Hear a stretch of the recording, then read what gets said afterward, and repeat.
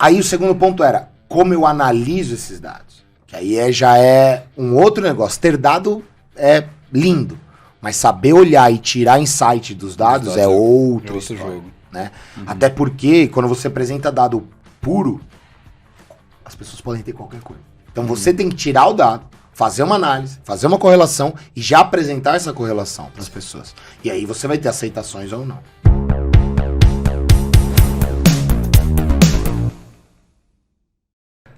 Olá, seja muito bem-vindo ou bem-vinda ao RevoCast, o podcast da revolução da aprendizagem.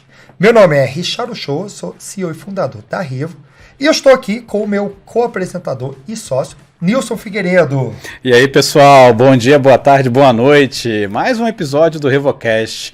E, Richard, muito animado também com o episódio de hoje, até porque a gente vem trazendo aqui no RevoCast bastante estudo de caso, né, compartilhando insights, e a gente pensou, por que não trazer também uma experiência completa, né, de alguém que já passou por vários desafios aqui de T&D, mas eu não vou ficar falando muito, né, Richard? Acho que eu prefiro até que você puxe aí. Pois é, a gente saiu do mundo da Faria Lima e fomos para o mundo das Big Techs. Opa! Para falar aí como que as Big Techs trabalham com a área de treinamento e desenvolvimento. É isso. Então, no episódio de hoje, prepare-se, porque temos um grande desafio. Imagina o seguinte, você é contratado para trabalhar numa Big Tech, tá? Podemos chamar essa Big Tech da rede vizinha. Já sabe o que eu estou falando. É. E precisamos estruturar um plano de treinamento e desenvolvimento do zero para a América Latina.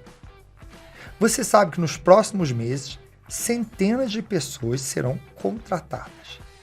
E essas pessoas precisam entrar numa nova cultura, que não está 100% definida. E não tem nada estruturado de treinamento e desenvolvimento. O seu chefe, ele te traz o seguinte desafio. Você precisa pensar em tudo. No onboard, treinamento de vendas, treinamento de liderança, soft skills e muito mais. O que você faz? Por onde você começa? Então, para isso, trouxemos um grande profissional de T&D, que já foi head de T&D e ele já passou por várias grandes empresas, desde a L'Oréal, Google e, claro, a rede vizinha, o TikTok. Estamos aqui com o Bruno Pegoraro. Bruno, seja bem-vindo ao RevoCast. Muito obrigado. Valeu demais, gente. Bom dia, boa tarde, boa noite, já que a gente não sabe que hora que você vai estar assistindo isso. Mas, pô, muito obrigado pelo convite. Estou extremamente feliz de bater um papo com vocês e contar. Aventura. Começar do zero é aventura. Imagina. E numa empresa que é global e está crescendo rapidamente, não é? Acho que rapidamente você foi até um eufemismo aqui, né? Exponencialmente, com uma baita agilidade, né? Vamos mergulhar logo nesse desafio. Primeiro, assim, nos traz o contexto. Você foi contratado para ser head de T&D e não tem nada lá. Conta um pouco que desafio foi esse. Tá. Bom, eu vou trazer um pouco assim, né? Eu tava no Google na época, já cuidava de treinamento lá, mas de poucas pessoas, né? Eu cuidava muito mais... Era uma coisa muito mais dedicada aos vendedores, aos hunters do Google, de como eles entrariam e tudo mais. Então, só para dar um contexto, o Google ele é uma empresa que hoje, depois de muito tempo, eu entrei no Google em 14 e saí em 22. É uma empresa que todo mundo já sabe como que é a cultura, né? Como é diferente, como você tem liberdade de fazer as coisas e tudo mais. Então, ali o meu papel era muito mais ajudar aquelas pessoas a entenderem esse contexto. Porque na maioria das vezes você vem de contextos onde é tudo muito, né, certinho, você tem lá dress code, e a gente tava falando até há pouco, eu ia de chinelo e bermuda, né? Então ali já tinha uma estrutura muito grande por trás, né? A gente já tinha uma facilidade em descobrir quem poderia dar o treinamento, quais treinamentos. E muita coisa vinha definida de fora, né? Sim.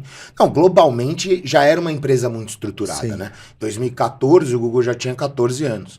Então... Já era bem maduro em todos os sentidos. Bem maduro, né? Já tinha tudo processo e tudo mais. Então, acho que aí até a decisão de ir para uma outra empresa que estava começando na época, então eu fui, sei lá, o 50º funcionário a ser contratado na região. Hoje tem já mais de 400 pessoas, então... e ali era, o que eu vou fazer? Né? Tipo, e aí a resposta era assim, tudo. Eu falei, beleza, tudo, mas quantas pessoas? Já o description, tudo. Tudão. É. E aí, nesse primeiro momento, não tinha ninguém, era você com você mesmo, né? Então, a decisão, eu acho que veio muito mais em cima desse desafio, né? De fazer uma coisa do jeito que você acredita que vai funcionar melhor. Legal. Porque o Google já estava com tudo feito e o TikTok eu tinha essa possibilidade de criar da maneira, obviamente, né? Vender o meu projeto para as pessoas e ser comprado, mas com uma coisa que eu queria fazer desde o começo, como eu via a aprendizagem, como eu entendia, o que eu passei durante todos os anos de carreira. Então, acho que se você me perguntar, Bruno, quanto você estudou ou quanto você tem de conhecimento de treinamento? Cara, fora os que eu fiz, que eu participei e os que eu dei, pouco. Então eu tenho muito mais a questão, a minha parte mais forte é o relacional com as pessoas, é ouvir, colocar aquilo numa quantidade de, né, juntar as informações, concatenar a informação e falar, beleza, o que eu tiro daqui? Qual que vai ser uma solução que na escala vai resolver o maior número dos meus problemas? Porque individualmente, ainda que essas empresas, né, essa última empresa, ela é menor, com uma estrutura um pouco mais reduzida, mas quando você vai olhar individualmente, você pega grandes operações, 10 mil pessoas. Você não vai olhar individualmente. Sim. Não tem como. Né? Você pode ouvir individualmente, mas na escala você vai ter que falar para aquela pessoa, falar, olha, o seu problema é muito específico. Eu tenho outras tantas pessoas aqui que têm essa necessidade. Então eu vou partir dessa necessidade, porque o meu resultado de negócio vai ser mais rápido aqui. E a gente coloca tenta achar um gerente ou alguém que possa ajudar aquela pessoa individualmente de forma a também ajudá-la a crescer, né? Mas não tão especificamente com treinamento. Então, a ideia ali era começar a estruturar quais seriam os grandes pilares de educação e de desenvolvimento dentro daquela empresa naquele momento. Legal. E aí a gente passa por todo o processo. E Bruno, até aproveitando, até para o pessoal conseguir acompanhar todo esse contexto, então você, pelo que você está contando, você sai do Google, que tinha tudo maduro, já tinha tudo estabelecido e teu escopo era limitado, por assim dizer, assim, era muito claro, né, as delimitações do teu escopo, e aí você entra na rede vizinha e aí fala assim, ó, faz tudo aí, né, faz tudo aí. Agora, até para o pessoal acompanhar, já nesse novo desafio, né, no TikTok, qual que era o teu público-alvo, assim, né? Quem que você endereçava? Por mais que você fosse o job description que a gente brincou aqui, é tudo, né? Mas qual que era o contexto das pessoas? Onde que elas ficam? Famoso do que vivem, né? Do que se alimentam? Como é que era? Quem que você tinha que treinar? Cara, assim, todo mundo. Todo mundo? Todo mundo. Então, assim, desde do general manager até a pessoa, né, o entry level ali, que é o primeiro passo de vendas, estagiário, eu tinha a responsabilidade de treinar e criar um ambiente onde eles tivessem possibilidade de desenvolvimento. Latam, isso? Brasil? Latam. Começou Brasil, então até meados de julho, agosto, mais ou menos, foi Brasil. E aí o TikTok abriu a operação América Latina com o primeiro escritório fora. E aí tinha dificuldade até do idioma. Cara, o idioma também, porque... Obviamente, por mais que português, espanhol é fácil. Não é. Tá longe disso. Mas o grande problema, não é problema, né? Mas eu acho que o que você tem que ter em mente, as culturas são extremamente diferentes. O mexicano, pelo menos no microcosmo que eu trabalhei, né? De TikTok e Google, eles começam a trabalhar mais tarde. Eles chegam no escritório por volta das 9 e vão começar a trabalhar 10 e pouco. Tipo carioca.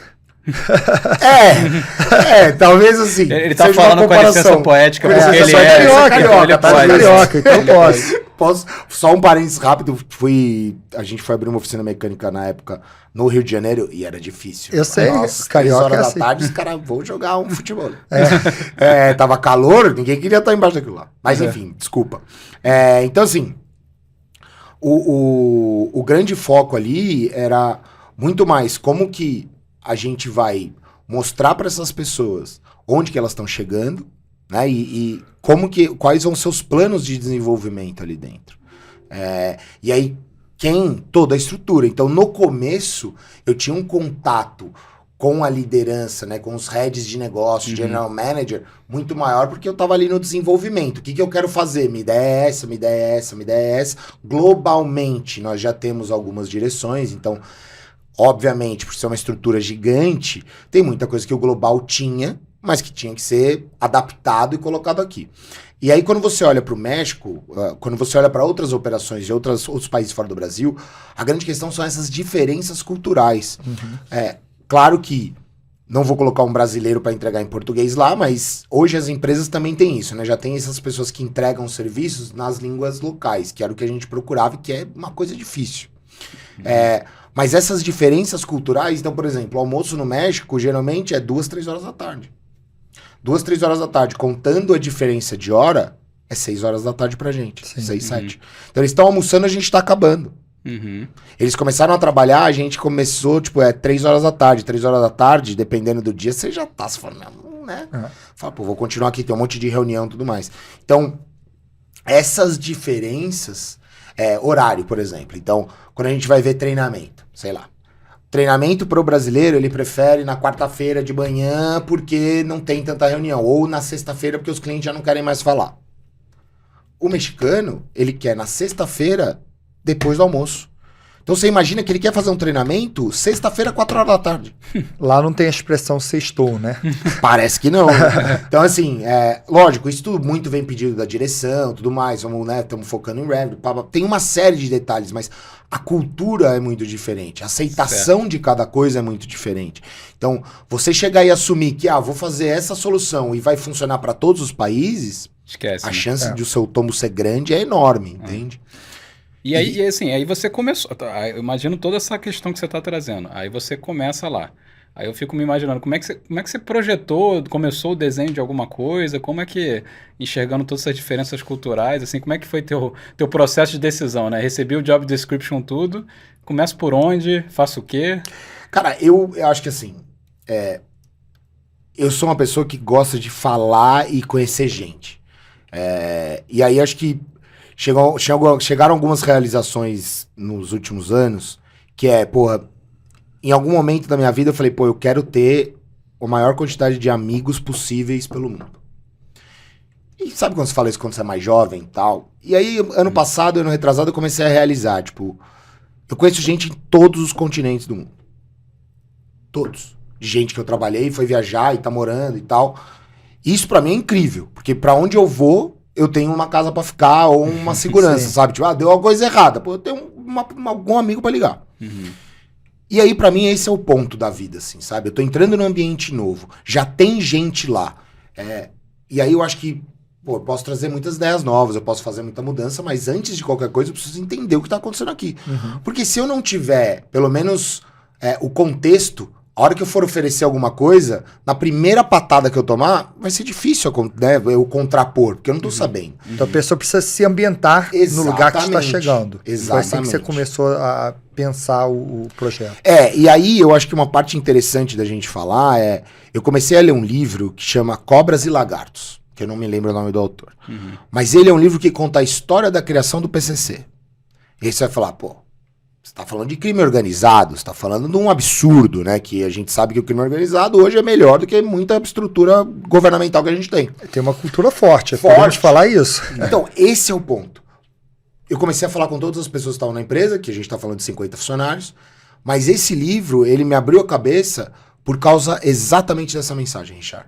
Que é uma mensagem bem feita para um grupo de pessoas tem a força de movimentar e mudar tudo que você quiser. Então, a grande história ali no começo do livro os caras se reuniram numa das cadeias e chegaram numa missão ali, missão, visão e valores. E aquilo, a hora que eles foram separados, acho que eram 5, cada um foi para uma cadeia. Acabou, bicho. Eles já estavam estruturados com a mensagem. Então, se cada um deles, meio efeito pirâmide, se cada um deles convencesse 2, esses 2 mais 2 e assim por diante, se a gente parar pra pensar no que é o PCC hoje. Então, a minha ideia para o onboarding, depois de ouvir e fazer o one-on-one com todas as pessoas, era exatamente isso. Como eu crio uma mensagem de impacto que vai permear essa empresa para todas as interações que a gente tiver nesse começo de onboarding.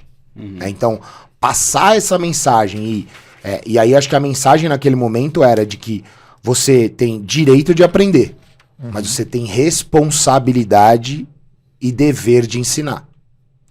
Porque senão a gente não vai chegar a lugar nenhum. Eu sozinho como T&D não tinha como fazer um onboarding de 20 pessoas por semana. Às vezes 20, às vezes 2. Mas eu não tinha como explicar tudo da empresa inteira para eles. Então, eu precisei angariar nesses meus papos, nesses 50 one-on-ones que eu tive, pessoas que também estavam dispostas a participar do onboarding e fazer os treinamentos, serem as pessoas à frente desse primeiro contato. Ah, Bruno, dá para se dizer que é treinamento? Então, e aí acho que vale um passo para trás. O que é treinamento e desenvolvimento?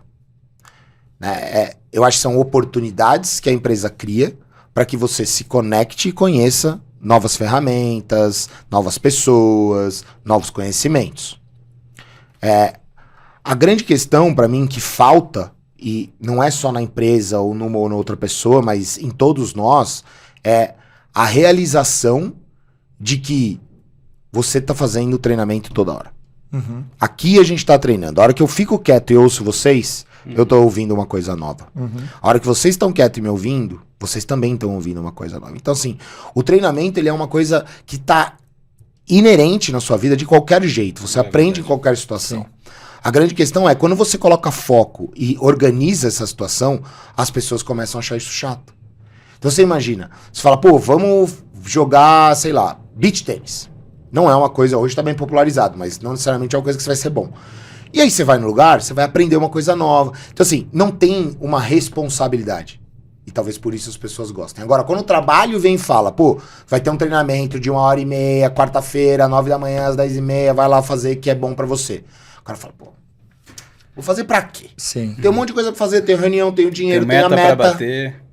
Mas por outro lado, você vai jogar beach tennis sem conhecer as regras, você tem que primeiro aprender as regras pra poder começar a jogar. Pra fazer o mínimo, né? Pra fazer o mínimo. Então, essa parte de mostrar pras pessoas que elas tinham, que quem já tava na empresa, se elas queriam criar aquele ambiente de uma forma saudável, é responsabilidade delas criar aquilo, não é minha, de treinamento. A minha é fazer com que isso, que se tenha uma estrutura, que todos entendam a missão de estarem ali, né? Porque, pô, você tá aqui, então você imagina, a gente tinha 5 vendedores. Os 5 vendedores são que sabem o que fazer. Ninguém mais sabia. O gerente sabia uma coisa ou outra, mas quem aprofundava lá os processos, os sistemas, tudo eram os vendedores. Como é que eu vou contratar um vendedor novo e eu vou treinar, sendo que não é o meu dia a dia? Não vai acontecer. Como que eu vou contratar um vendedor novo se o gerente não faz o que ele faz no dia a dia? Não vai acontecer. Então, eu preciso da pessoa que tem conhecimento específico comigo para ajudar essa pessoa no ramp-up. Então, você imagina que para começar numa empresa, na grande maioria delas, o seu onboarding é: bom dia, muito prazer, eu sou a pessoa de RH, aqui está o seu computador, aquela ali é a sua mesa, pode começar. Né? Boa sorte. A gente sabe que na maioria dos casos é isso. Qualquer coisa estou à disposição. Me procura. Né? E nessas big techs é um pouco diferente. Existe um cuidado maior. Agora, o porquê? Né? Acho que onde tá a real conversa disso? Como eu falei pra você aqui antes, né? Do peixe. Então, quando você compra o peixinho dourado para levar pro seu aquário que já tem um tempo, você não chega e coloca o peixe dentro do aquário no primeiro momento. Você tem que fazer uma ambientação. E o ser humano não é diferente. Né? Então, vamos pensar aqui num caso, sei lá, acho que simples. Você tá com uma nova pessoa. Você tá se relacionando com uma pessoa, a coisa tá acontecendo, e a pessoa fala pra você assim: vamos lá conhecer os meus pais. Vamos conhecer minha família, meus amigos e tal. E aí você vai, certo? Você chega nesse lugar sem saber de nada. Ela não falou quem é o pai, se ela tem pai, se não tem, se ele ou ela, né? Mas se tem pai, se não tem, se tem irmão, se não tem, se alguém morreu na família, se tem, se tem alguma coisa que você não possa falar. E aí você chega com toda a empolgação do mundo, vê 2 mulheres, cumprimenta e fala: e cadê seu pai? Não tenho pai. Eu tenho mãe e mãe. Sim. Você já tá com a cara no chão. Então, contexto é muito importante para todos nós. Ter uma ambientação antes e aí entrar naquele contexto para começar a fazer as coisas ali é muito importante. A grande questão é, se eu for falar sobre isso, eu não vou ter profundidade. E aí, mostrar para aquele vendedor que, cara, olha só, você... Cara, sempre a gente traz o artigo masculino, né? Mas enfim. Você tem um conhecimento. Essa pessoa que está entrando, ela já é vendedora. Só que ela não conhece os processos aqui dentro, e no começo a gente não tem processo, a gente não tem sistema. Eu preciso de você lado a lado, para ajudar essa pessoa a ter um ramp-up mais rápido. Porque se você for olhar os ramp-ups em Big Tech, geralmente são os mais demorados, por causa de ambiente. Porque às vezes você vem de um ambiente agressivo, você quer ser agressivo dentro do ambiente de Big Tech, cara, você não dura 3 meses. Sim. Você não dura 3 meses. E assim, não tenho números, é uma opinião minha, mas o Google, ele demitia mais por compliance do que por performance. Porque quem não se adaptava, não tem que estar lá dentro. Que é como você cria um ambiente, na maioria das vezes, saudável. Tudo tem erro, tudo tem parte que não é boa. Tem dentro de casa, com seu pai, com a sua mãe, tem coisa que não é bom. Então, é mais desligamento por falta de fit cultural do que falta de performance. Eu via muito mais isso acontecer. Porque, no fim do dia, a performance você consegue treinar. A performance você consegue trazer outras coisas que façam com que aquela pessoa melhore. E o recrutamento olha muito para isso. Também. No recrutamento você consegue já projetar, de acordo com a experiência, as provas, tudo, se a pessoa vai conseguir performar. Agora, parte se ela, técnica, né? parte Você consegue técnica. avaliar. Agora, se ele de fato vai ter esse fit cultural, talvez não. E por isso que você traz que o principal e o primeiro grande projeto e desafio que você buscou resolver foi o onboarding. Foi um onboarding e principalmente por causa dessa parte cultural. Porque se você não se adaptar culturalmente, a empresa pode escolher que você não esteja lá, Sim. mas principalmente você. Porque é aquilo, né? A gente acaba ficando numa posição muito confortável quando a gente entra numa empresa e tá ganhando um bom salário. E às vezes tá sofrendo, às vezes tá difícil, porque você toma decisões e tem respostas que não são aquelas que você estava esperando, e tá tudo bem. Então você tem o direito de escolher não estar lá. Mas a partir do momento que eu coloco essa pessoa no primeiro dia dela, sabendo como funciona, sabendo que vai ser esse tipo de pressão, esse tipo de cobrança, esse tipo de feedback, essas são as proteções que a gente tem, e os temas que a gente protege, a regra do jogo está dada. Sim. A partir do momento que você dá a regra do jogo e faz isso consciente, a pessoa não pode reclamar que não sabia. Então, eu acho que o primeiro passo é isso. Ter esse acordo, ter as regras do jogo claras e evidentes para todo mundo e todo mundo aceitando aquilo. Porque passou gente por mim que ficou semanas. Tipo, 6 semanas, pediu as contas e foi embora. E eu acho de extrema coragem, tá? A pessoa pode não gostar da regra, mas tá clara. Tá claro. Então, se Não você vai não mudar gosta, isso daqui. sai. Exato. Aqui funciona dessa forma. Exato. E tem muita gente que entra numa empresa pensando, vou mudar o mundo, vou mudar isso, vou trazer um monte de inovação, cheio de ideias, e aí ela vai minando um pouco essa expectativa ao longo do tempo, porque ela descobre que não é bem assim. Então, obviamente, toda empresa tem muitas coisas boas, tem muita coisa, mas a gente está falando o seguinte, então bem no começo você já seta essa expectativa, mostra como funciona pro bem e pro mal, porque tem muita coisa bacana em termos de inovação e tudo mais. Só que você fala, é assim que vai funcionar. A partir de agora, você está pronto para começar a trabalhar. Eu acho que pra gente trazer isso pra mais próximo da nossa vida real, eu nunca casei, né? Mas conheço um monte de gente que é casada. E é mais ou menos um casamento. Ah, me relacionei 10 anos antes de casar. Casou, mudou. Cara, esse é o ponto. Sabe, você não sabe como vai ser, você tem uma direção, você conhece aquela pessoa a ponto de falar, acho que essa é a atitude, acho que a empresa é a mesma coisa. Só que tem algum momento que a empresa pode falar, mano, viramos. Só que se você tiver a regra do jogo, e essa regra do jogo virar em algum momento for comunicada, de novo, você tem outra vez a opção, quero ficar, quero sair. Sim. Então, quando, por exemplo, né, a gente vai falar de casamento, é a mesma coisa. Na época dos meus pais, por exemplo, a opção de ficar ou sair, pra mulher ainda, era baixo.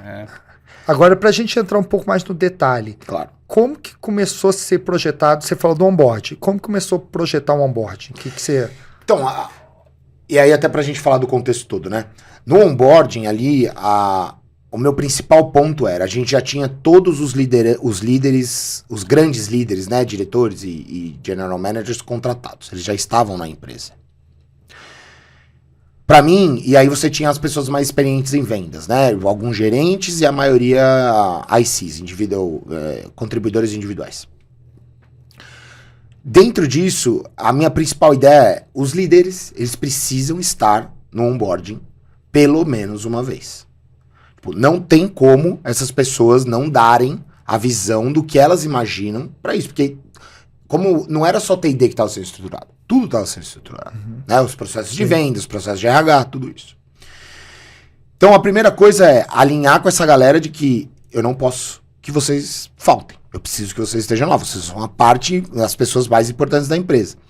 Beleza, marquei um dia e todos os líderes na quinta-feira da segunda semana falavam com aquela turma de onboarding. Esse é o passo 1, né? Porque todo mundo vai seguir o exemplo da liderança. Se a liderança der um exemplo ruim, vai ser cagado. Se a liderança der um exemplo bom, vai ser bom. É exemplo. Não adianta ir lá e falar e fazer outra coisa. Sabemos disso, acho que é, né, uma lição de muito tempo. Depois disso, falando com essas lideranças e com os gerentes, eu entendi quais eram as pessoas que faziam ou que tinham destaque no trabalho em que faziam. A grande questão é, como eu fazia o filtro?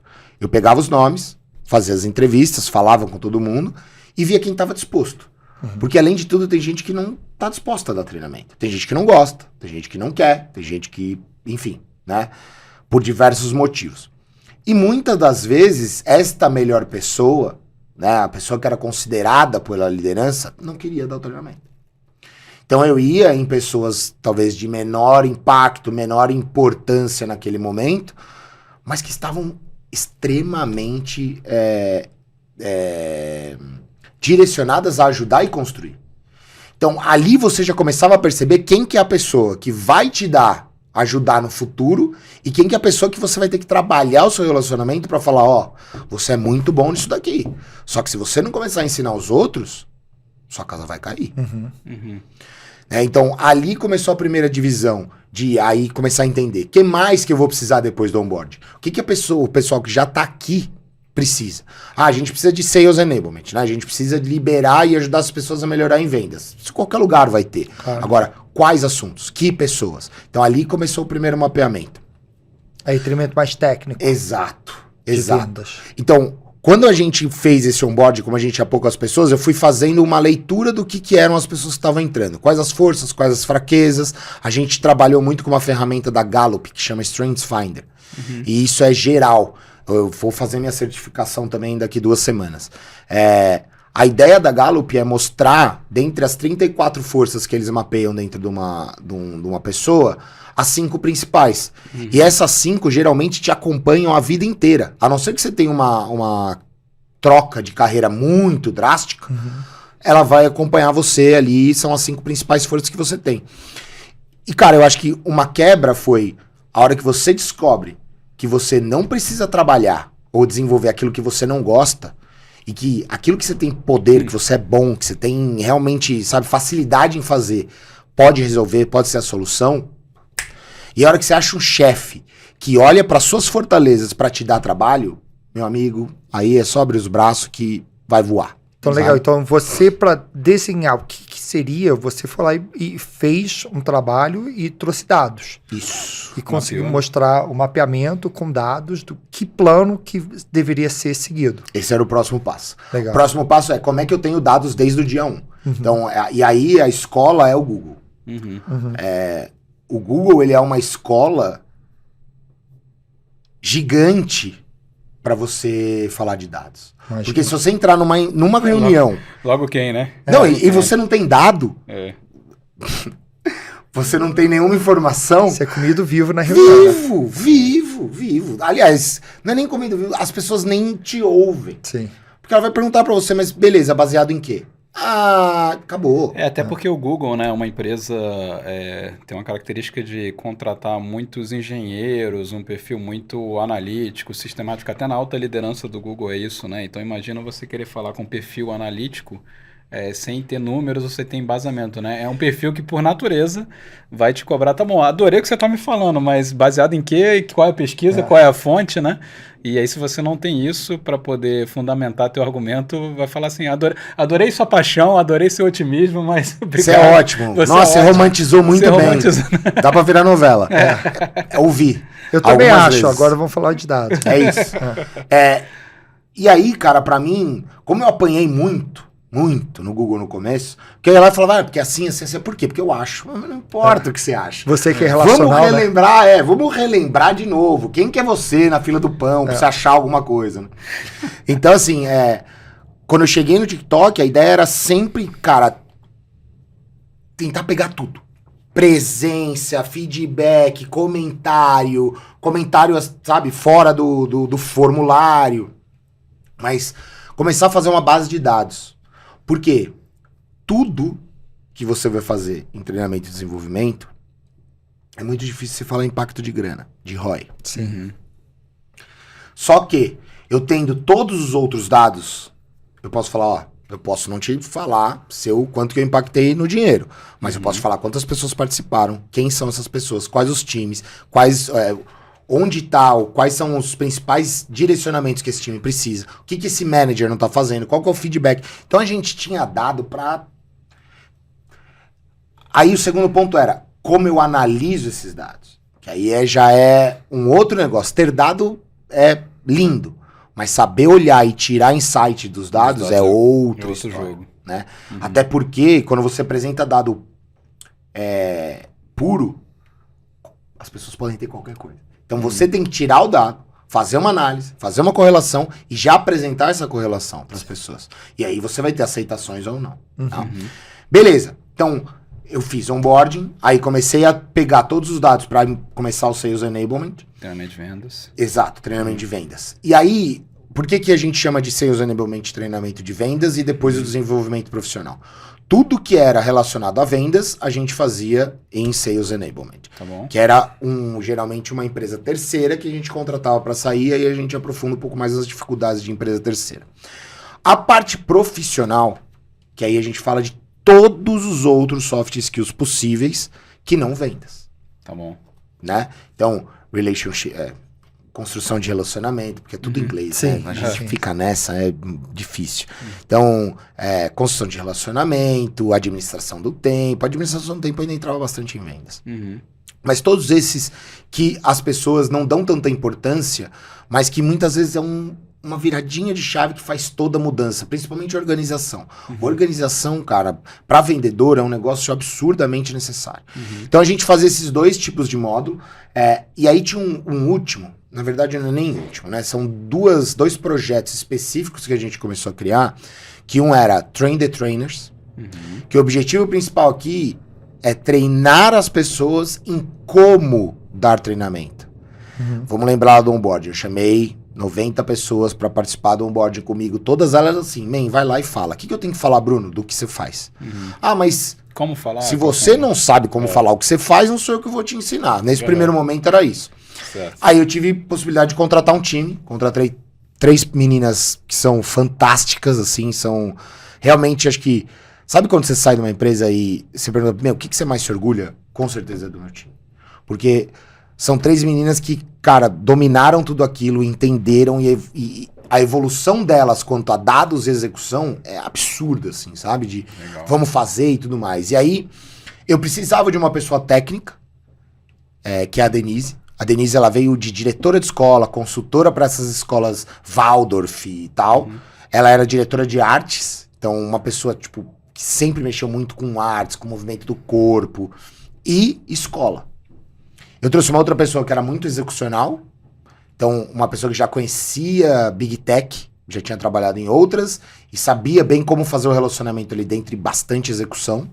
E a menina que trabalha comigo no México, que é a Dulce, ela veio de 12 anos de uma montadora de veículo e veio, cara, completamente task-oriented. Né? Tipo, você dava tarefa, ela faz, tarefa faz. E pra mim, pra mim é a maior evolução de todas, porque ela chegou num momento que eu precisava disso, eu precisava de gente que só falava, faz isso, vai lá e faz, vai. E ela evoluiu pra exatamente a pessoa que, o meu problema é esse. Ou, melhor ainda, ela evoluiu mais do que isso. Ela chegou e falou, Bruno, estamos com este problema. Para este problema, tenho esta solução. Resultado dessa, benfeitorias dessa, malfeitorias dessa. Onde eu iria? Eu iria uma dessas duas. E aí, cara, você fala, pra que eu sou gerente? Não preciso mais estar aqui. Entendeu? Tipo, se a pessoa tá fazendo esse tipo de trabalho, fiz meu papel. Que aí é onde entra a parte de liderança. Então, a liderança a gente começou a construir junto com o onboarding para depois cair para os individual contributors, que era a parte de desenvolvimento profissional e de vendas. A liderança precisa ter claro qual que é o papel dela. O líder hoje, naquele microcosmo que eu vivia e um pouco menos de Google, mas ainda existia, é... O líder de vendas, ele tá olhando para uma única coisa exclusivamente, na maioria das vezes, que é dinheiro. E aí ele esquece todo o resto. E aí ele esquece principalmente que ele tá ali, porque ou ele já foi o melhor vendedor, o que é difícil o melhor vendedor virar o manager, né? Geralmente, assim, acontece, mas não é ideal. Ou ele foi uma pessoa de destaque no time. Só que ele não virou chefe para mandar. Ele virou chefe para ensinar. A verdadeira função da liderança, no meu ponto de vista, é passar tudo aquilo que você foi reconhecido por. Então você não virou líder porque você é lindo. Você não virou líder porque você é legal. Você virou líder porque alguma coisa você faz com excelência. E esta coisa não é mais para você fazer.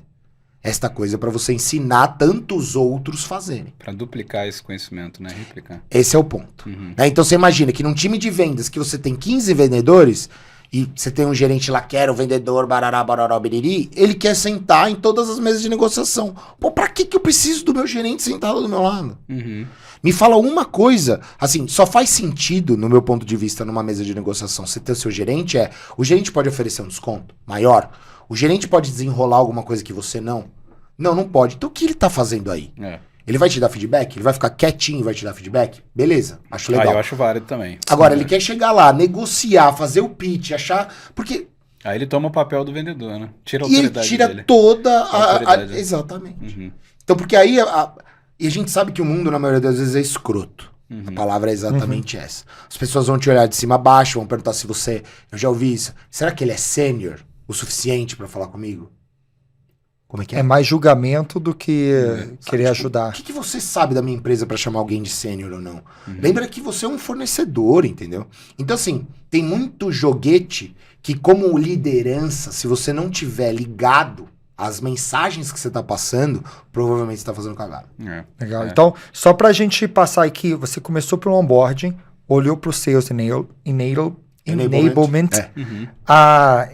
Depois você foi para o desenvolvimento profissional.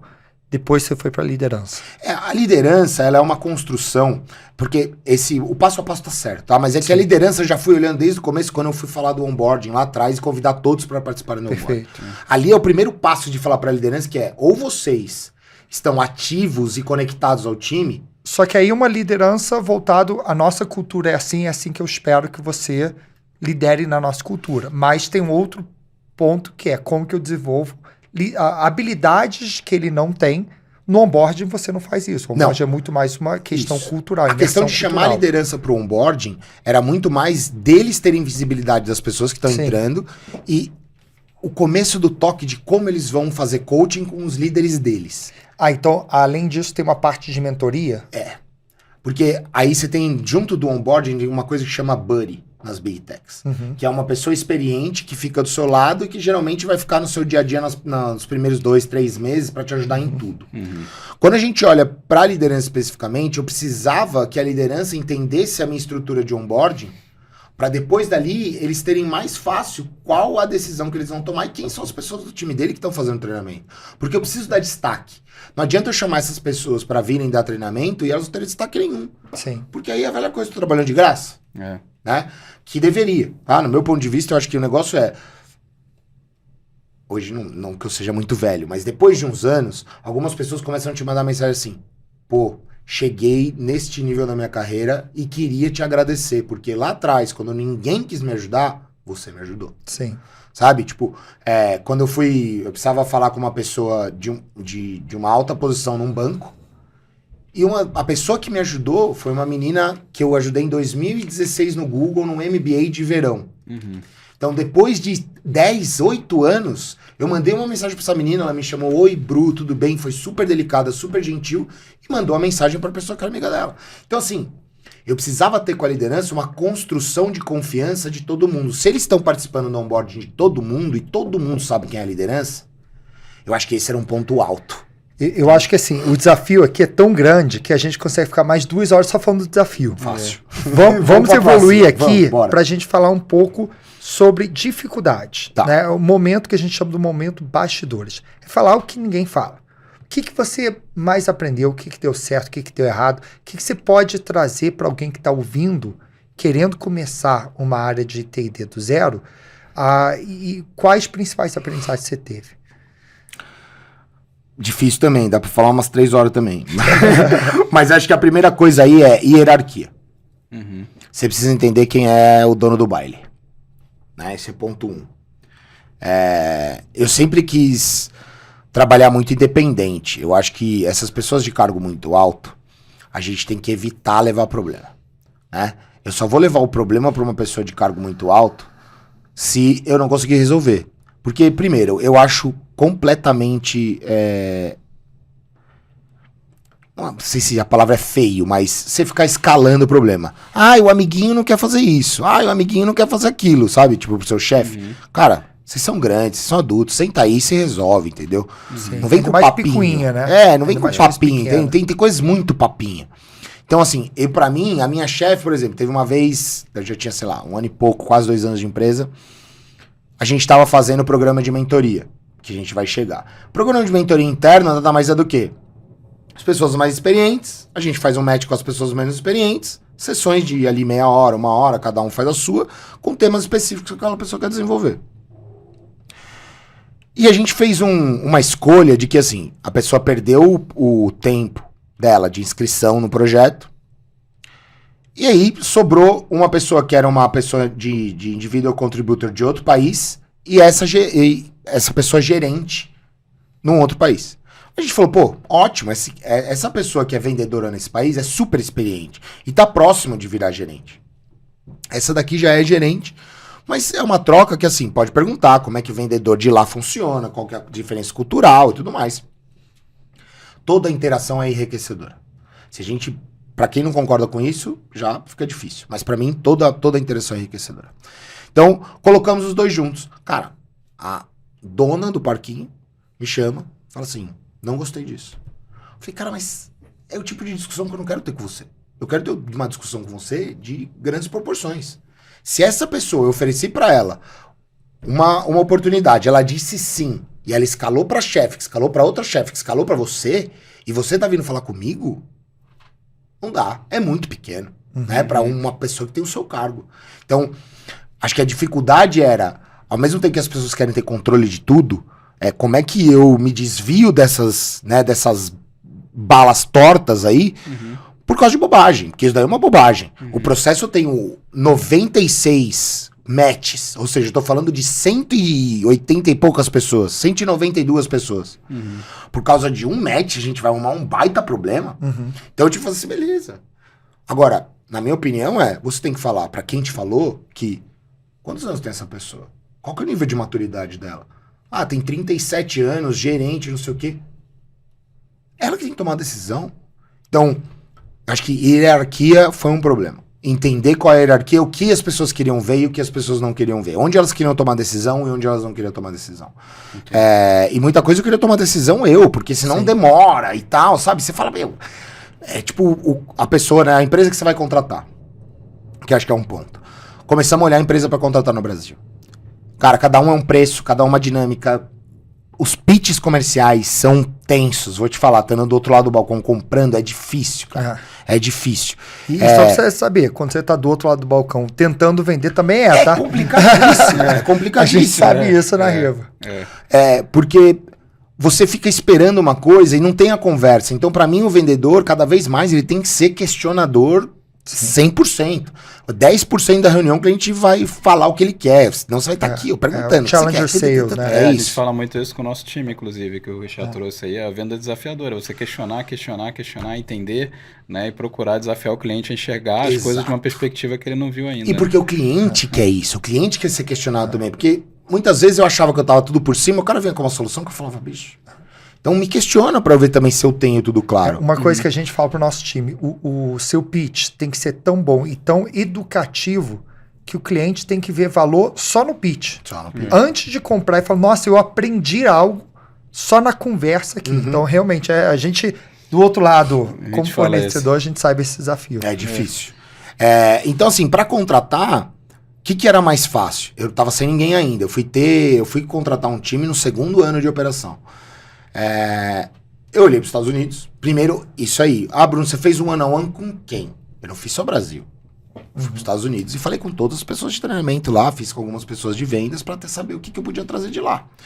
E aí foi isso que aconteceu. Eles já tinham um contrato global lá, era só eu trazer o fornecedor e colocar ele na empresa. Sozinho, cara, é isso que eu tenho. Né? Só que aí é outra dificuldade. É tomada de decisão. Qual você contrata? Quem você contrata? Então, ali foi uma coisa mais fácil que eu precisava ter esses pilares de pé. Então, o onboarding estava de pé. Sales Enablement, eu trazendo ele, estava de pé. A parte de liderança, de educação profissional, eu não tinha nada. Então, eu precisava colocar coisas que iam se sustentar rapidamente, que esse fornecedor ia dar, porque ele já conhecia a estrutura. Então, vou marcar, vou colocar na agenda, as pessoas participam, acabou. Não preciso ficar olhando muita coisa, não tem muita estrutura. E aí vou para outro. Então acho que encontrar parceiro comercial, dependente do que for, gente, é muito difícil. Parece que tem um monte, mas é muito difícil. E outra pra coisa, treinar vendas, né? Aquela parte sua do Sales Enablement. Né? Muito difícil. E outra coisa, o fornecedor americano, quando você chega aqui no Brasil, não é o mesmo facilitador, uma pessoa que pegou uma metodologia pronta, a pessoa não tem experiência, diferença cultural. Deve ser também um desafio que não é só plug and play o americano funcionando. Que aí acho que é o que você falou, né? Quais são o que ninguém fala. Demorou 2 anos para eu ter problema com a empresa que eu contratei. E ali foi onde foi, acho que, o meu maior alerta, assim, de tudo. Que é, eu preciso fazer uma entrevista com a empresa, com o executivo da empresa e com a pessoa que vai fazer os treinamentos para mim. Quem vai estar na sala de aula. Exato. Porque eu tive 2 fornecedores ainda. Que no primeiro aconteceu, eu falei, beleza, nunca imaginei, tô livre, sabe, quando você dá a sua autodesculpa, você fala, não, Bruno, tá tudo bem. Aprendi, não vou errar de novo. Não vou errar de novo. Aí veio o segundo, tipo, 4 meses depois, eu falei, agora já não tem mais a desculpa, né? Que é essa diferença cultural. Então, quando você vai pras Big Techs, redes vizinhas e tal, a cultura é muito forte. A cultura e o respeito ao ser humano, o respeito às diferenças, diversidade, equidade, inclusão, deveria ser em todas, mas nessas especificamente são muito, muito pegados. Sim. E aí com os 2 eu tive comentários, óbvio, homens, brancos, machistas por natureza, racistas por natureza. Estrutural, né? Tipo, estruturalmente. Não precisa ser só a pessoa, mas não, de forma estrutural. É estrutural. E aí o que aconteceu fez comentário... O tipo de piada que você faz entre amigos, que não deveria nem fazer, mas fez lá uma piadinha, um comentário, tipo, o mundo tá muito mimimi. Cara. E aí você acaba com todo um trabalho. Sim. Porque você perde tudo. Sabe, tipo, aquela história de, pra você construir confiança demora anos, mas pra você perder são coisas de segundos. É a mais pura verdade. Então, e aí tomar decisões de que essas pessoas são 2 anos de relacionamento. Pô, são pessoas que você gosta, pessoas que você tem consideração, pessoas que, trabalhar, você sabe o quão importante é, perder o emprego, perder um contrato, puta, é chato. E eu tive que ser essa pessoa 2 vezes. Uma eu conhecia de mercado, outra eu já conhecia há muito tempo. E aí sentar e falar isso pra essas pessoas e falar, olha, você errou. Não, mas eu não acho que eu errei. Então, esse é o ponto. Já começa daí. Se você não acha que você errou, parece que seu conhecimento tá baixo. Você precisa estudar. Então, e não é que a gente não pode errar, mas quando você fala de qualquer tipo de preconceito hoje, misoginia, homofobia, racismo, você tem que ter lido alguma coisa. Claro. Você tem informação demais pra errar por falar que o mundo é mimimi. Entendeu? Tipo, você tá errado quando você não sabe se comportar com uma mulher dentro da sala. Quando você corta a mulher e corta o homem. Não tem a leitura do contexto, aí faz um comentário igual você falou, como se estivesse numa mesa de bar, que não deveria fazer, mas não percebe o contexto que a pessoa está entregando um treinamento e tudo mais, né? Mas, ô Bruno, deixa eu inverter o jogo agora. E o que deu muito certo? Que você falou assim, o pessoal que está escutando a gente, tem um insight aqui, na hora que eu fui levantar todos esses pilares aí, aquilo que eu faria de novo, com certeza, porque funcionou muito bem. Olha, eu acho que até quando eu já não estava mais lá, esse foi um dos feedbacks da minha saída, o que deu muito certo é quando as pessoas querem se relacionar com você. É quando as pessoas veem que você tá ali para ajudar real. Que você tá fazendo de tudo que você pode para que elas tenham sucesso. Então eu acho que, de novo, né, acho que fica um pouco repetitivo, mas falar do onboarding. Ter feito o onboarding das 400 e tantas pessoas, eu fiz todos. Eu parei de fazer onboarding em junho de 2022. Então a gente já tinha parado de contratar. A gente já estava com 85% do time contratado. eu fiz onboarding de todo mundo. Eu dei bom dia todo dia para todo mundo. Eu fiz questão de falar com todos eles todos os dias. E também fiz questão de ser sempre muito sincero. Então não tinha aquela coisa de, não, que é maravilhoso. Não tem. Chegava gente falando, nossa, Bruno, mas a agenda tá muito cheia. Eu falei, então, vai piorar. Se você não tá aguentando isso, é melhor você rever o que você tá fazendo aqui. Ali é a regra do jogo. Aí a pessoa olhava e falou, como assim? Eu falei, cara, você tá num onboarding de 2 semanas, tem muita sessão, mas é só treinamento. Sabe qual que é a sua responsabilidade? Fazer, só. Mais nada. Ninguém tá te cobrando nota, ninguém tá te cobrando pressa. O jogo nem começou, nada, né? nada. O jogo nem começou. Entendeu? Só tá no treino. Só tá no treino. E essa realidade veio até o... Pô, Bruno, você é o cara que sempre me falou a real. Eu chegava lá querendo um carinho, você vinha, dava na minha cabeça, e é verdade. Então, essa construção foi o que deu mais certo. Sabe por quê? Porque a hora que eu precisei, que foi depois, né, que foi agora o último ano, os últimos 2 anos, na mentoria, por exemplo, eu precisava de gente pra ser mentor. Cara, eu chegava nessas pessoas no 1 e falava, eu preciso da sua ajuda, eu preciso que você faça a mentoria, que aquela pessoa melhore. Aí a pessoa ficava olhando pra mim e falava, você lembra quando você pediu ajuda pra mim? Então, eu falei que ia bater na sua porta. Porque todos do onboarding, eu falei, daqui 3, 4 meses, vocês vão ser as pessoas mais experientes nessa vaga, porque a gente não tem ninguém. E eu vou bater na sua porta. Se eu bater na sua porta e você se negar a dar um treinamento, tá bom. Beleza. E eu nunca tive um não. Sim. Entende? Tipo, porque as pessoas entendem a responsabilidade de que, pô, o que o Brunão fez? O Brunão chamou todo mundo, pediu pra dar treinamento. E quando aquela pessoa parou meia hora, 1 hora do dia dela, hoje, vendo como é o dia a dia, eu sei o quão difícil ela era parar.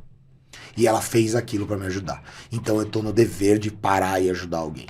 Entende? Agora então, é hora de retribuir. É isso. Você recebeu no início, agora é hora de retribuir. O que dá muito certo é você deixar claro de que Essa a cobrança mais honesta que você tem, que a vida vai te dar, na verdade, é de ajudar uma próxima pessoa. Entende? Tipo, o que eu faço pra te dar um presente? Eu não quero presente. Eu quero que na hora que alguém vier te pedir ajuda, você ser a pessoa abrir a mão e ajudar.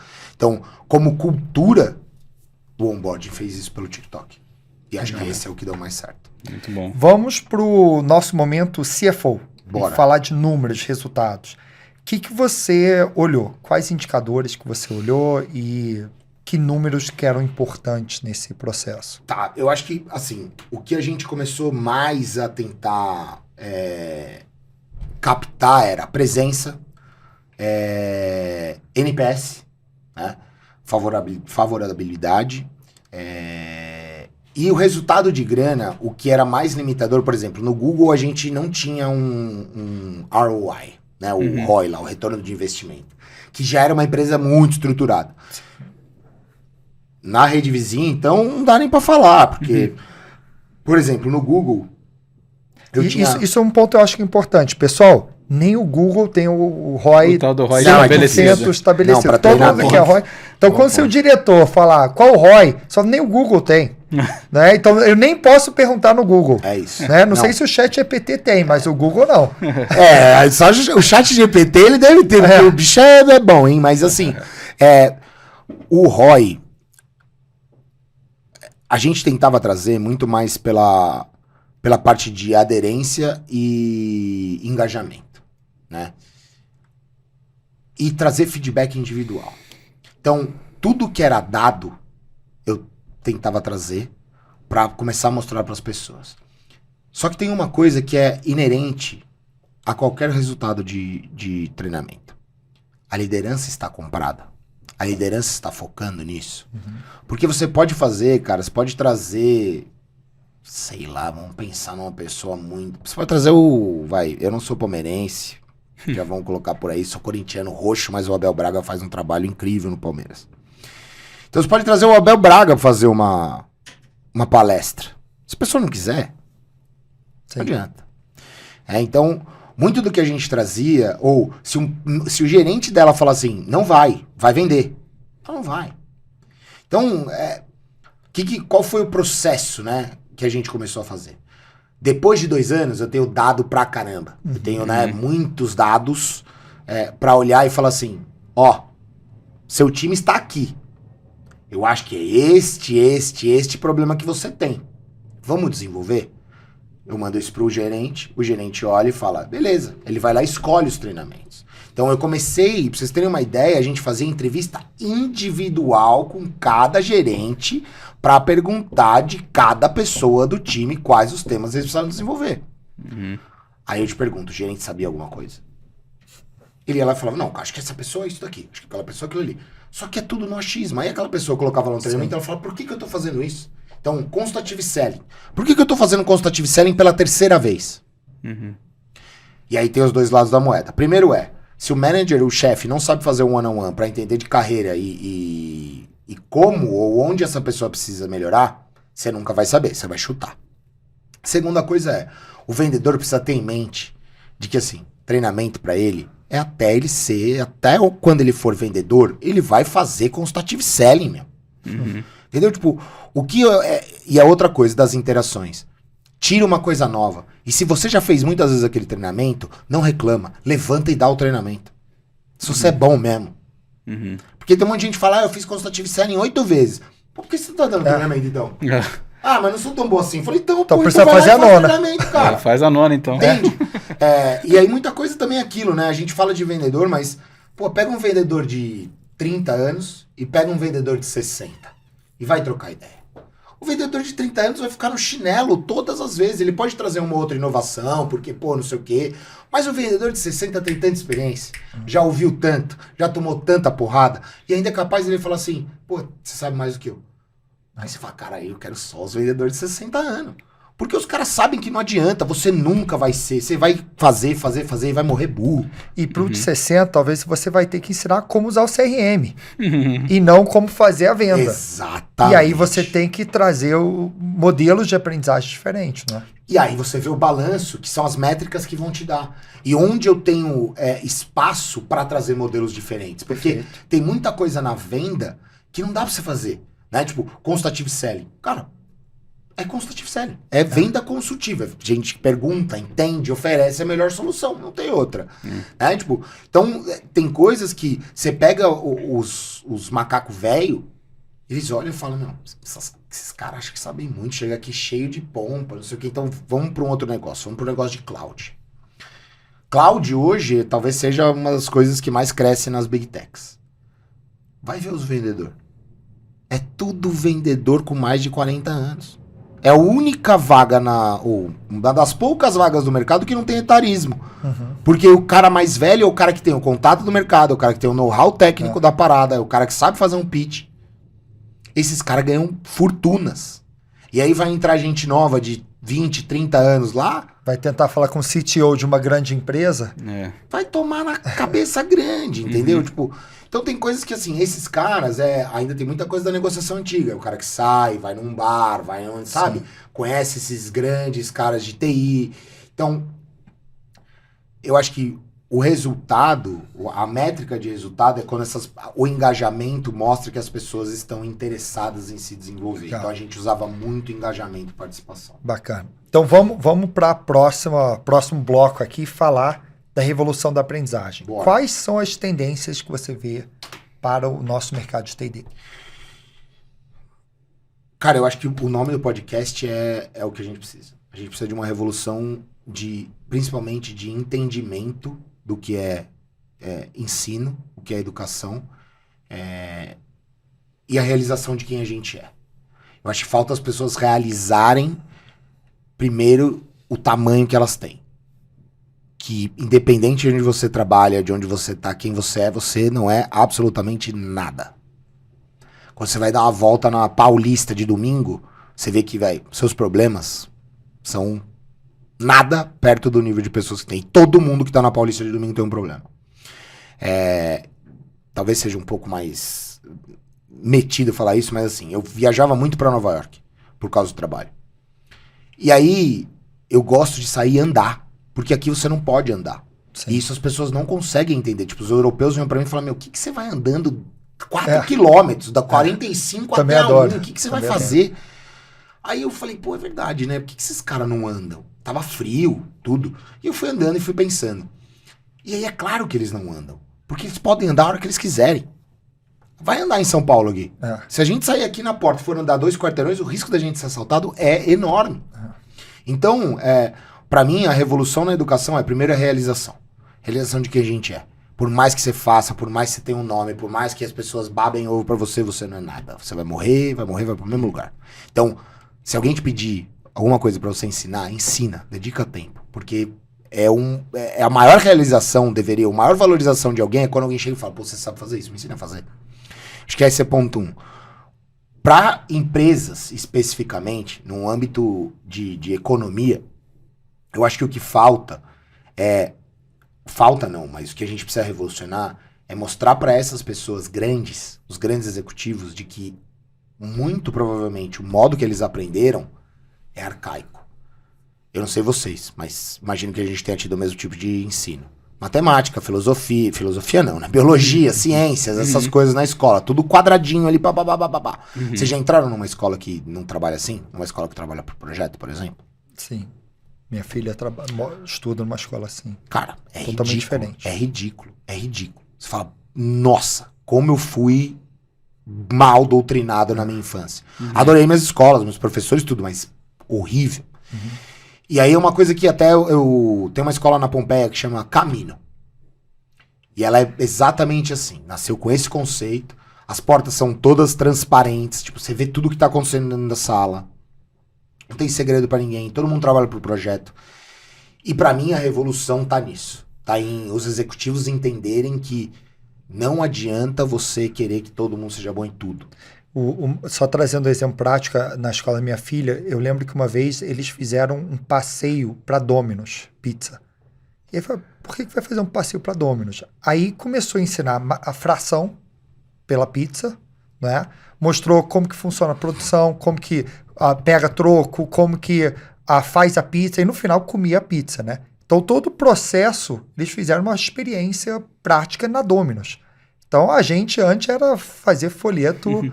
No máximo, você tinha uma pizza no folheto, não ia na pizzaria aprender. Fazer. Então, e aí você fica imaginando, esse profissional daqui a 10, 15 anos está no mercado e aprendeu de uma forma diferente, vai ter experiência, expectativa diferente. E pra mim, Richard, por exemplo, né? Quando eu saí da L'Oréal, eu entrei no Google.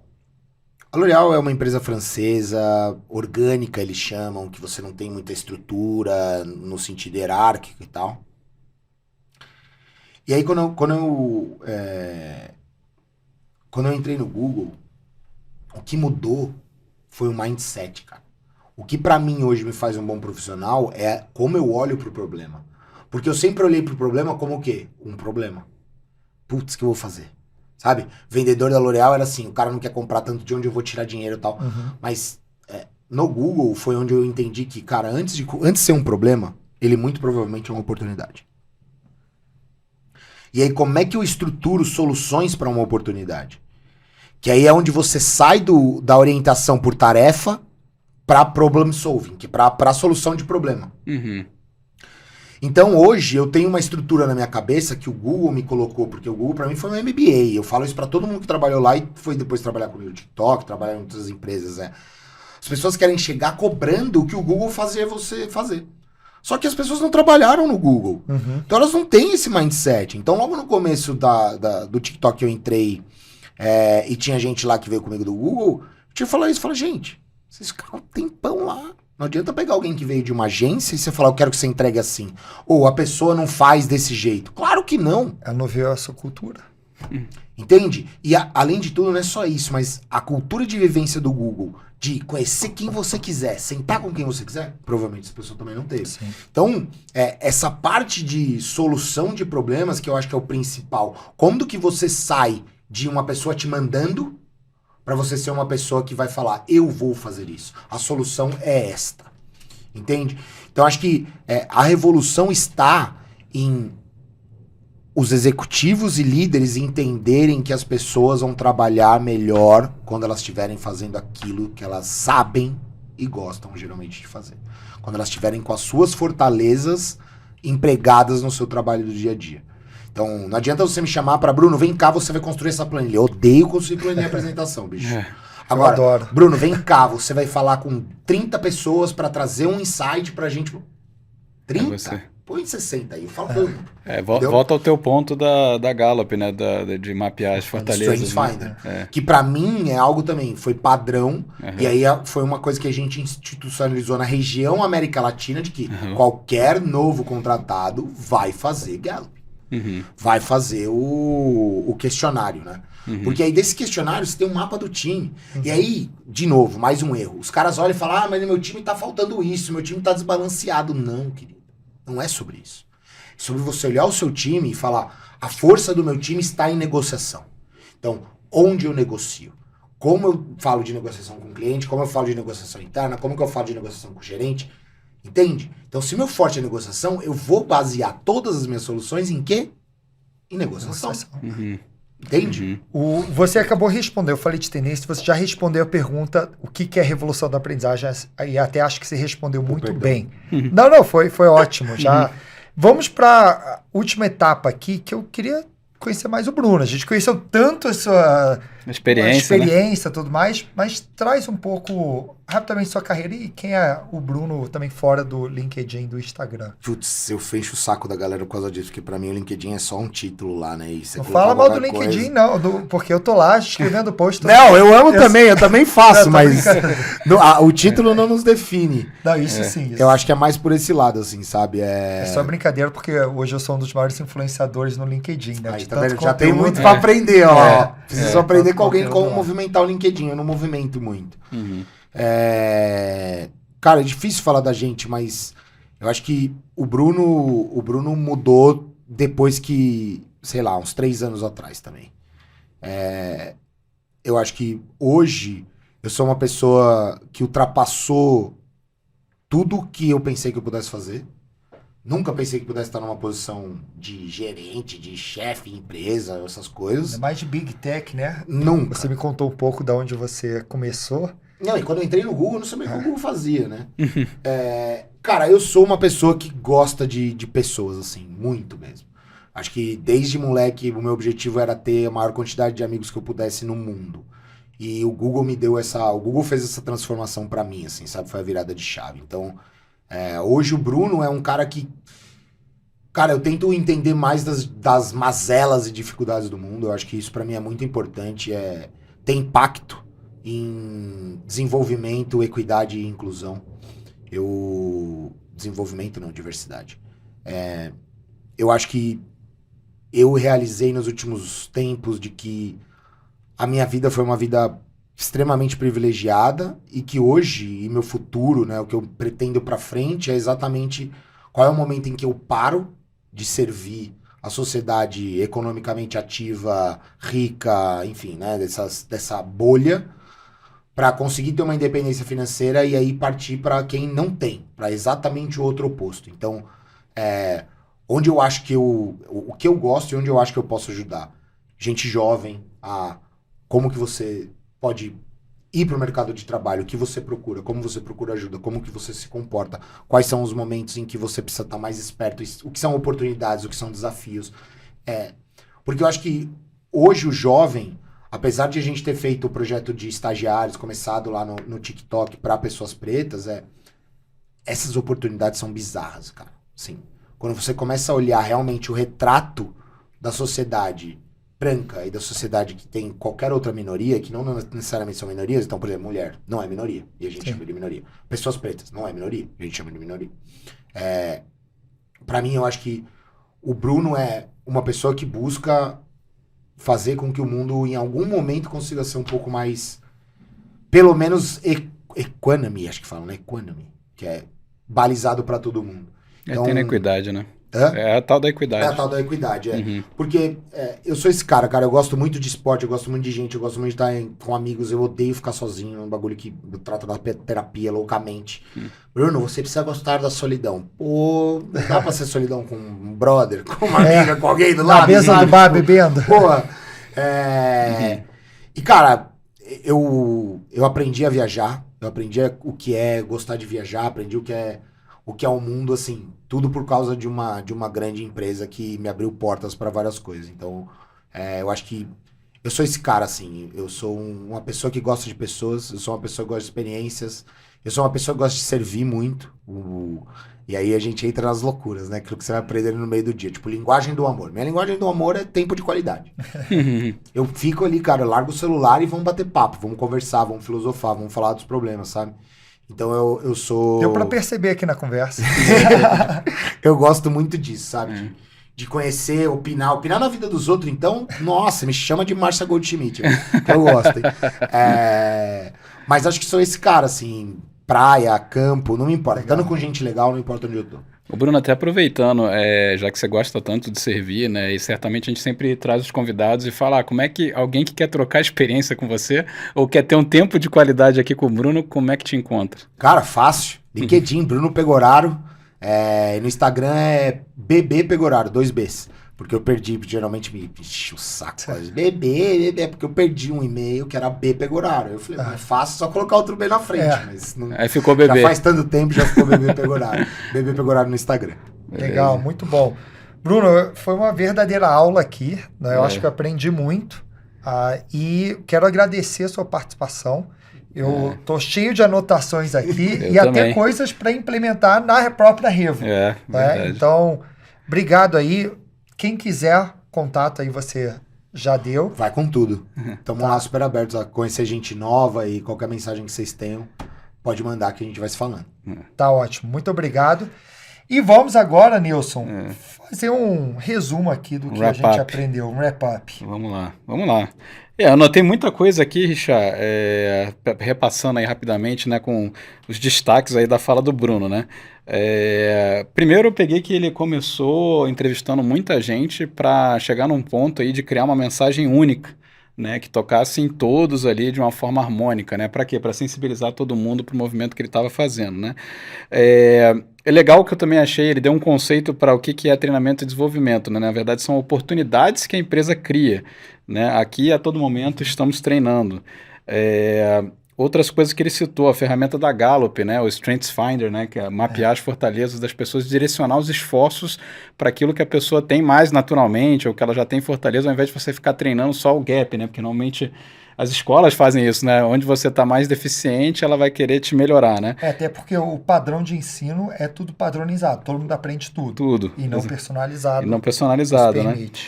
Outra coisa, né? Ele comentou, tem coisa na empresa que as pessoas têm conhecimentos específicos, então preciso me conectar com essas pessoas para que elas repassem os treinamentos. Então ele mapeou essa necessidade também. A escola do Google, que é como ter dados desde o início, né? Sempre trazer a tua conversa baseada em dados. E achei bem legal também que ele trouxe o Train the Trainer interno, né? Ele já pensou em ter um treinamento de como formar multiplicadores, né? O TTT, o Train the Trainer, dentro da empresa. Então, acho que é bastante coisa que eu anotei. Eu anotei algumas coisas para a gente já trazer na Revo para os nossos colaboradores, né? Porque assim, a Revo... tudo bem que não é tão grande quanto o Google ainda. Não é? Gostei do ainda, hein? Ainda. Gostei do ainda. Mas a gente passou por um crescimento rápido, né? Fomos de 20 a 200 colaboradores em 2, 3 anos. E aí eu gostei muito do Buddy, né? O pessoal novo que está começando, tem um Buddy ali ajudando. Gostei do... A gente às vezes chama o Buddy, chama de padrinho, né? Ou madrinha, né? Para poder acompanhar alguém que está começando, né? Gostei da mentoria, né? É tão óbvio, mas... mentoria entre as pessoas, o mais experiente mentorando o menos experiente. O Strengths Finder da Gallup, também achei legal. Agora, trazendo insight que ele falou, a liderança está comprada, a importância da liderança saber o que as pessoas precisam se desenvolver, e a mudança de mindset de alguém que é orientado a tarefas, que traz os problemas e resolve, para ser um problem solver, né? Resolver problemas. Isso também orientado a dados, como ele falou um pouco do Google, né? E tem uma frase aqui que eu anotei exatamente o que ele falou, porque vai virar post, só preparando. Você não vira líder, ou você não vira chefe para mandar, você vira chefe para ensinar. Se você virou chefe, porque você faz algo com excelência, agora você tem que replicar isso. Nossa, esse é um post perfeito. Esse aí, 5 mil likes, certamente. Então, eu acho que isso aí foram algumas coisas que eu anotei aqui. E também ele falou um pouco de deixar a regra claro desde o início. Pode não gostar da regra, mas a regra está clara, o onboarding serve para isso.